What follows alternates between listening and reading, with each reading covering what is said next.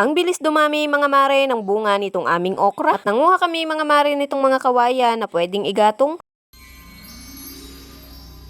Magandang araw, another day, another mini vlogs. Maaga pa lang mga mare ay nagready na nga kami ni Mister dahil meron nga kaming papanguhain ngayong araw. Kaya naman habang hinihintay ko nga si Mister dito mga mare ay ito at talaga namang aura-aura nga muna tayo sa salamin. At nung natapos na nga mga mare si Mister do sa kanyang ginagawa ay ito at umalis na rin nga kami kaagad. At dini nga mga mare ay sumakay nga ako sa gabay dahil grabe napakaputik nga ng daan dito sa amin. Malapit lang naman mga mare yung aming pinuntahan kaya naman ay saglit nga lang ay nandito na rin kami kaagad sa kawayanan. Kukuha kasi kami mga mare nitong mga tuyong kawayan dahil ito nga ay pwede nang igatong. Kaya naman pagkarating nga mga mare ni Mister dito sa kawayanan ay agad na nga niya sinimulan dahil malapit na nga ulit umulan. Nagpapaluto kasi ako mga mare kay mama ng puto kaya naman ay ipinanguha na nga rin namin ng panggatong. At dini nga mga mare ay tinulungan ko na rin si Mister maghakot ng kawayan dahil grabe malapit na talagang umulan. Unti-unti na nga umaambon mga mare nung mga oras na ito kaya naman ay nagmamadali na talaga kami. Hindi naman ganun karami mga mare ang aming kukunin dahil maliit nga lang yung aming kalabaw. Hindi pa kasi namin mga mare masyadong pinupwersa sa paghihila itong aming kalabaw dahil grabe napakabata pa nga nito. At grabe mga mare napakaganda at napakalinis nga dito sa ilalim ng kawayanan. Napakasarap talagang pumunta mga mare sa mga ganitong lugar dahil grabe mararamdaman mo talaga yung totoong peace of mind. Tahimik lang at walang ingay at alikabok ng mga sasakyan o diba? Dami ko nga mga maring nakitang labong dyan at sabi ko nga kay Mister ay magulay kami kaya lang ay ayaw niya. Hindi ko na rin naman pinilit mga mare dahil baka nga ako pa ang pagulayin. Pero masarap din ginataan mga mare itong labong tapos meron nga lahok na hipon. At dini nga mga mare ay ginayak na ni Mister dito sa aming gabay yung mga kawayan. Okay na nga daw ito mga mare dahil baka nga hindi na kayanin itong aming kalabaw. Sinasanay lang naman namin mga mare ito ngayon dahil baka nga makalimutan na yung mga itinuro sa kanya. Hindi rin naman biro mga mare ang pagbabayad sa mga ganitong pagtuturo nga sa kalabaw. Pero dahil mabait nga mga mare itong aming alaga na ito ay talaga namang isang araw nga lang iyan tinuruan. At si Mister na nga mga mare ang nagtuloy-tuloy para naman ay matuto at masanay na nga. At sa videong ito naman mga mare ay hapon na at pupunta nga ako dun sa aming kubo. Meron kasi kami mga maring pa-harvest ng eggplant ngayong araw kaya naman ay kailangan ko na rin pumunta doon para magtinor. At habang hinihintay nga namin mga mare yung mga mag-harvest ay ito at nag-harvest nga muna ako nitong aking okra. Kailangan kasi mga mare ay lagi nga napupuntahan itong aking okra dahil grabe napakabilis nga dumami ng bunga. Dapat laging napipitas nga mga mare ang bunga ng okra dahil kapag hindi nga ito nakuha ay mabilis tatanda ang mga puno. Kapag may mga na-harvest nga ako dito mga mare ay pinamimigay ko nga lang ang bunga nito dahil grabe hindi ko na nga kayang iulam lahat. Yung ibang puno ng okra ko nga dito mga mare ay nagsitumba na dahil grabe sobrang lalaki na nga ng mga bunga. Kaya naman ay hinayaan ko na lang din mga mare at hindi ko na nga kinuha dahil sabi ko ay bibinhiin ko na lang. Ang video na ito mga mare ay nung nakaraang harvest pa nga namin at ito na nga lang ang aking ilalagay dahil kulang nga itong aking mga video clip. Huy, sayang din naman mga mare kung i-delete ko kaagad tapos ay hindi ko pa rin naman na-upload. 2 AM pa lang mga mare ay nandito na nga si Mister dahil siya nga lang ang nagbabandil nitong aming mga eggplant. At kapag ganitong maliwanag na mga mare ay sumusunod na nga lang ako kay Mister dahil ako naman ang magbabandil ng mga gulgul. Alas 5 pa lang mga mare ng umaga nung mga oras na ito kaya naman ay talaga naman balot na balot pa ako dyan ay sobrang lamig nga dito sa aming kubo. Kaya naman Lord maraming salamat sa mga blessing na ito. O siya hanggang dito na lang mga mare, maraming salamat, stay safe, God bless, bye, bukas ulit.